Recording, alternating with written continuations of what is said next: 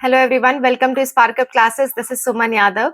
आज हम पढ़ने जा रहे हैं इम्यूनाइजेशन के बारे में। Active immunity, passive immunity, vaccination, ये सारी बातें आज के वीडियो में हम कवर करेंगे। इसके बाद आपके 2 वीडियो और होंगे, उसके बाद ये चैप्टर आपका पूरी तरह से फिनिश हो जाएगा। ओके, तो चलो स्टार्ट करते हैं इम्यूनाइजेशन के बारे में। बहुत ही सिंपल वे में समझ सकते हैं हम इसको, इम्यूनाइजेशन को। देखो क्या होता है इम्यूनाइजेशन, ठीक है। इम्यूनाइजेशन आपके 2 प्रकार के होते हैं, 2 तरह के होते हैं। पहला होता है आपका एक्टिव एक्टिव इम्यूनाइजेशन, और दूसरा होता है passive immunization. Passive, active and passive, ठीक है। 2 तरह के इम्यूनाइजेशन होते हैं, एक्टिव और पैसिव। एक्टिव इम्यूनाइजेशन में हम क्या देते हैं, किसी भी ऑर्गेनिज्म को एंटीजन देते हैं। क्या देते हैं? एंटीजन।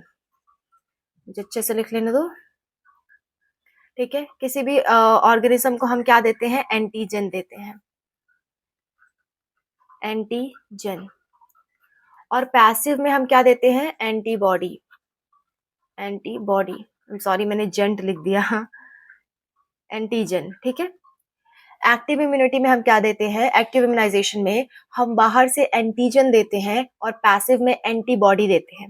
एंटीजन क्या होता है? पैथोजन पे प्रेजेंट ऐसे चीज जिसको हमारी एंटीबॉडी पहचान सके, हमारा इम्यून सिस्टम पहचान सके, उसको हम एंटीजन कहते थे। और हमारी बॉडी के अंदर वो केमिकल्स जो एंटीजन से फाइट करेंगे, उसको हम एंटीबॉडी कहते हैं। ये चीजें मैंने कल की क्लास में आपको बताई थी। देखो, इम्यूनाइजेशन मतलब होता है कि अगर आपकी बॉडी सही तरह से काम नहीं कर पा रही, तो बाहर से उसको इम्यूनिटी प्रोवाइड किया जाए, तो उसको हम इम्यूनाइजेशन कहते हैं।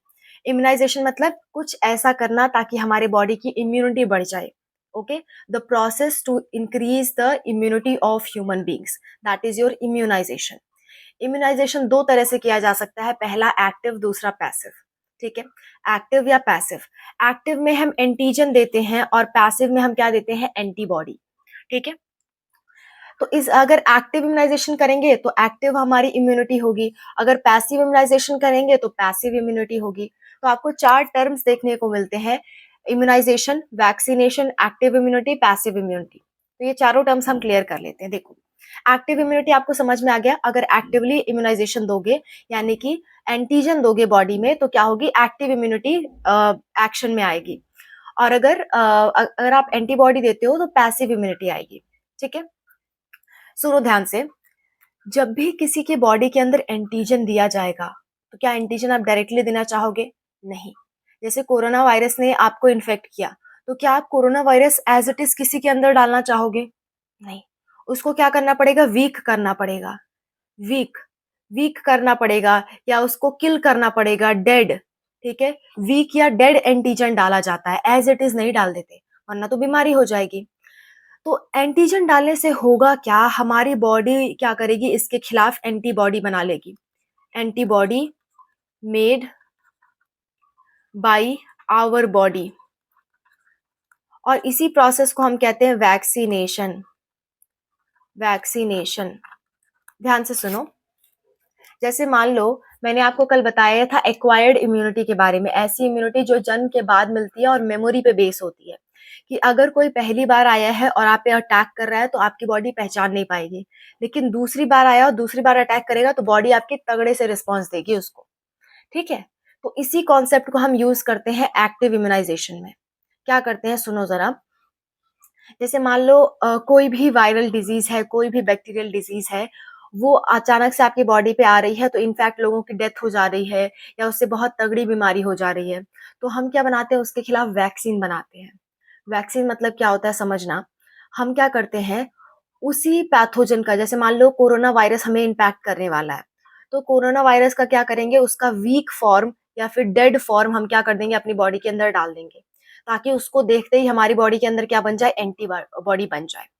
और जैसे ही रियल में वो एंट्री मारे, वो क्या होगा? हमारी बॉडी के द्वारा मार दिया जाएगा। एक तरह से प्रैक्टिस कर रही है हमारी बॉडी, समझना जरा। जैसे मान लो कोई भी सिपाही होता है, युद्ध पे जाता है, ठीक है। तो उससे पहले पहचान कराई जाती है, देखो ये वाले तरह के लोग दुश्मन होते हैं, अगर ये आएंगे तुम्हें तुरंत मारना है। अगर वहां पहचानने लगोगे तो तुम मारे जाओगे। ऐसा कहते हैं ना, कि पहले से पहचान करा देते हैं कि अगर ये वाले ड्रेस के लोग होंगे तो समझ लेना ये दुश्मन है, इसको तुरंत मार देना। इसकी पहचान मत करने जाना, पूछने मत जाना उससे, नहीं तो वो तुम्ही को मार देगा। ऐसे ही हमारी बॉडी के साथ हम करते हैं।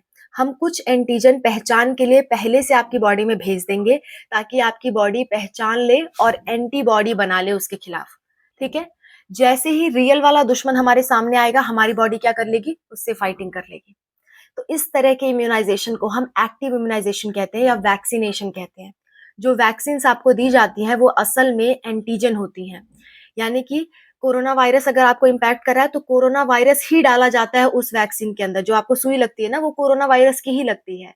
लेकिन उसके अंदर क्या होगा, वीक कोरोना वायरस होगा जो कि बहुत या तो डेड हो चुका है या तो बहुत कमज़ोर है, आपकी बॉडी को नुकसान ना पहुँचा सके। फिर भी थोड़ा बहुत कर देता है, हल्का-फुल्का बुखार आपको चढ़ता है ना? कोई भी वैक्सीन आप लेने जाओगे, उसमें यही होता है कि जिस भी चीज़ के खिलाफ आप वैक्सीन ले रहे हो, असल में उसके अंदर वही चीज़ है, बस कमज़ोर है और क्या है या तो डेड है, ठीक है? वही चीज़ आपकी बॉडी के अंदर डाला जाता है ताकि आपकी बॉडी पहचान ले और उसके लिए तैयार हो जाए। यही होता है आपका वैक्सीनेशन या एक्टिव इम्यूनाइज़ेशन। क्या ये बीमारी के समय आप दोगे? सोचो ज़रा, अगर कोई कोरोना वायरस से बीमार है, तो क्या उस समय आप वैक्सीन लगाओगे, उस समय उसकी बॉडी में और कोरोना वायरस डालोगे? नहीं। एक्टिव इम्यूनिटी हमेशा बीमारी होने से पहले दी जाती है। वैक्सीन हमेशा बीमारी होने से पहले दी जाती है बचाव के लिए। बीमारी के टाइम पे हम कभी एक्टिव इम्यूनिटी नहीं देते। जैसे कोई अगर कोरोना वायरस से बीमार है तो उसको वैक्सीन नहीं लगाई जाती। बीमारी होने से पहले वैक्सीन लगाई जाती है। ठीक है? तो ये क्या होता है, ये तैयारी के तौर पे होता है। Active immunization is a type of immunization in which we give antigens to any host. किसी भी होस्ट को या यानी कि ह्यूमन बींग्स हो, हम क्या देंगे? एंटीजन देंगे, एंटीबॉडी नहीं देंगे। एंटीबॉडी उसके खिलाफ आपकी बॉडी खुद बनाएगी, आपका शरीर खुद बनाएगा। तो इसी को वैक्सीनाइजेशन भी कहते हैं, वैक्सीनेशन या वैक्सीनाइजेशन भी कहते हैं। इसका मतलब एंटीजन देना, ठीक है? या फिर एक्टिव इम्यूनाइजेशन, क्योंकि वैक्सीन के फॉर्म में देते हैं इसलिए इसको वैक्सीनेशन कह देते हैं। Active immunity, active immunization, vaccination, ये तीनों वर्ड आपस में सेम सेम है, ठीक है? बढ़ते हैं पैसिव की तरफ, जिसमें हम एंटीबॉडी देंगे। मान लो कोई किसी बीमारी से ग्रसित है, ठीक है? तो आप वही बीमारी वाला एजेंट थोड़ा सा और उसमें डाल दोगे या उसको रोकने वाली चीजें डालोगे? उसको रोकने वाली चीजें डालेंगे, राइट? तो एंटीबॉडी क्या करती है, किसी बीमारी से लड़ती है तो हम क्या करते हैं, डायरेक्ट एंटीबॉडी देते हैं किसी में। जैसे मान लो किसी को सांप ने काट लिया, तो सांप ने काट लिया तो आपके बॉडी के अंदर क्या है, जहर है। तो उसको खत्म करने के लिए आप एंटीबॉडी दोगे, सांप के जहर का तोड़ दोगे, ना कि थोड़ा सा और जहर डाल दोगे। ऐसा नहीं कर सकते। जब आपको तुरंत रिस्पॉन्स चाहिए तो उस टाइम एंटीबॉडी देते हैं, और जब ऐसा लगे कि हम बचाव हेतु काम करने जा रहे हैं, बचाव के लिए काम करने जा रहे हैं, तो उस टाइम आप एंटीजन दोगे। पता है कि अभी हमको बीमारी नहीं है, लेकिन बीमारी हो सकती है, तो आपकी बॉडी को तैयार करना है, तो आप क्या दोगे, एंटीजन दोगे। अगर बीमारी हो गई, उस समय अर्जेंट में लड़ाई करनी है, तो आप क्या दोगे, एंटीबॉडी दोगे, क्योंकि एंटीबॉडी ही असल सिपाही है जिन्हें लड़ाई करनी है। एंटीजन तो खाली पहचान देता है। बात समझ में आ रही है? एंटीजन खाली क्या है, पहचान के लिए, ताकि आपकी बॉडी देख देख के तैयार हो जाए। और अगर कहीं लड़ाई हो रही है, सैनिक कम पड़ रहे हैं, तो बाहर से क्या दी जाती है, एंटीबॉडी दी जाती है। तो अगर सांप काट लेता है या कोई भी बीमारी है तो उस समय हम क्या देते हैं, एंटीबॉडी देते हैं, एंटीजन नहीं देते, ठीक है? एंटीबॉडी जो होता है वो कुछ ही समय के लिए एक्टिव होती है, जब तक बीमारी से लड़ सकती है, नहीं तो फिर हमको दूसरी दवाई खानी पड़ती है। तो ये हमेशा के लिए नहीं होती, लेकिन एक्टिव इम्यूनिटी हमेशा के लिए होती है। एक बार पहचान गए तो हमेशा जीवन भर के लिए पहचाने रहोगे। लेकिन एंटीबॉडी खाली उसी समय के लिए सहायक थी, उसी समय के लिए मदद करने आई थी, लॉन्ग टर्म के लिए आपके लिए सहायक नहीं होंगे, ठीक है? यही फ़र्क है दोनों में, इम्यूनाइज़ेशन और एक्टिव इम्यूनाइज़ेशन और पैसिव इम्यूनाइज़ेशन को में। एक्टिव इम्यूनाइज़ेशन को ही आप वैक्सीनेशन कहते हो, ठीक है? आई होप आपको ये पूरी बातें समझ में आई होंगी इम्यूनाइज़ेशन वाली। एक बार शॉर्ट में मैं फिर से बता दे रही हूँ, जो लोग कन्फ्यूज़ हैं वो लोग जान लें। एक्टिव में आप क्या दोगे, एंटीजन दोगे, जिससे आपकी बॉडी तैयार हो जाएगी पहचानने के लिए कि कोई भी बाहर से आया तो तुरंत क्या करेंगे, उस पे वार करेंगे, ठीक है? पैसिव में क्या करते हो, पहले से अगर बीमारी है तो क्या करोगे, आप एंटीबॉडी दोगे ताकि जो बीमारी है उससे लड़ा जा सके। आप वहाँ पे पहचान नहीं करा रहे हो, आप डायरेक्ट वहाँ पे लड़वा रहे हो, ठीक है? पहले से पहचान-वहचान है, डायरेक्ट लड़वा रहे हो, क्योंकि आपकी बॉडी जान गई है लेकिन उस हिसाब से तैयारी नहीं कर पाई थी। तो एंटीबॉडी देते हैं पैसिव में, एक्टिव में एंटीजन देते हैं, और एक्टिव को ही हम वैक्सीनेशन भी कहते हैं, ठीक है? आई होप आपको ये पूरी बातें समझ में आई होंगी। थोड़ा-सा और कुछ बात कर लेते हैं। मैंने सोचा था मैं इसके लिए अलग लेक्चर बनाऊँगी, पर अभी टाइम है, तो हम एक और लेक्चर अपना छोटा कर लेते हैं ताकि अगले लेक्चर में ही आपका क्या हो जाए, कोर्स खत्म हो जाए, ठीक है। सुनो, हम देख लेते हैं एलर्जी के बारे में और माल्ट के बारे में, ठीक है। क्या देख ले? एलर्जी। एलर्जी क्या होती है? एलर्जी की अगर मैं बात करूं तो एलर्जी मतलब होता है हाइपर सेंसिटिविटी, हाइपर सेंसिटिविटी या हाइपर रिस्पॉन्स भी कह सकते हो आप।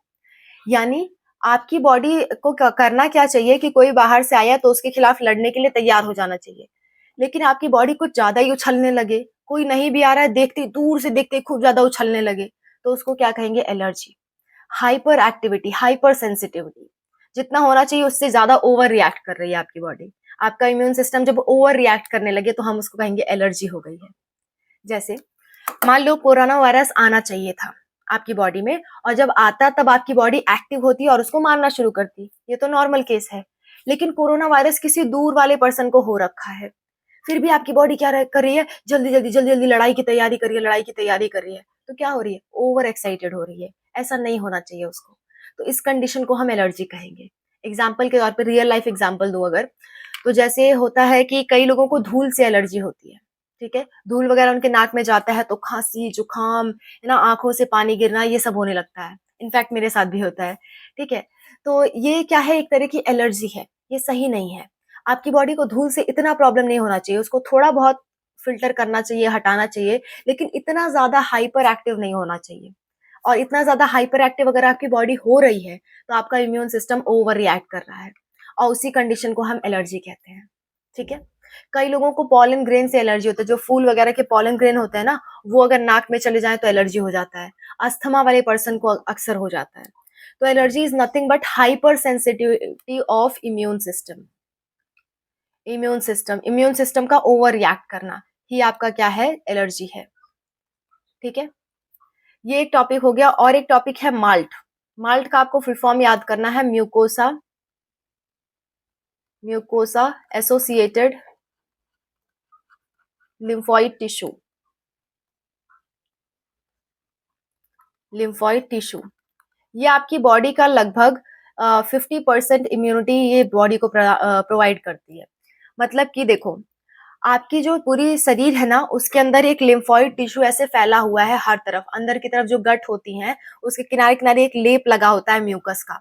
वो उसके अंदर भी क्या होते हैं? लिम्फ के टिश्यू होते हैं, और वो लिम्फ के टिश्यू किसी भी इन्फेक्शन से फाइट करने में मदद करते हैं। तो 50% ये जो होते हैं वो आपके सारे इन्फेक्शन से लड़ने में मदद करते हैं। आपको कुछ नहीं याद रखना है, बस इसका फुल फॉर्म याद रखना है, malt, mucosa associated lymphoid tissue. Okay, बस इतनी सी बात आपको याद रखनी है। बाकी कल से हम ड्रग्स पढ़ेंगे, क्योंकि ये मेरी सारी बातें कवर कर दी हैं।